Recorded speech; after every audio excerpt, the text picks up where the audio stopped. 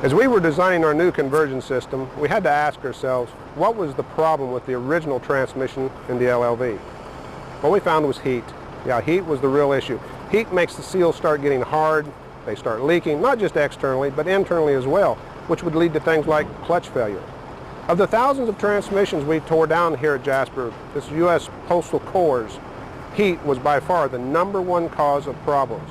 To address this, our new system will allow you to add up to 2.5 quarts of additional fluid to help control the heat issue.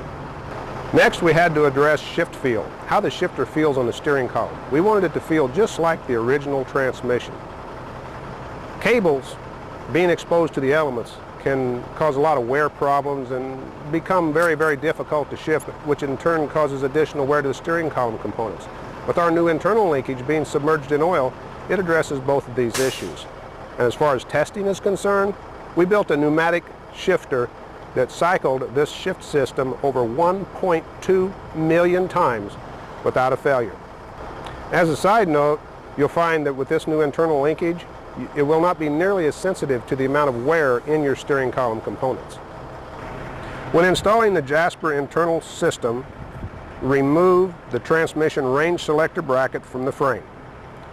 Attach it to the supplied Jasper bracket as shown. Then reattach the Jasper bracket to the frame using the original bolts. Attach the Jasper shift rod extension to the original shift rod with the 2 set screws. The shift rod must be mounted on the transmission side of the lever. Finally, shift the transmission into the neutral detent. Now move the shift selector on the steering column into the neutral position. Now lock off the adjustment bolt and you're set.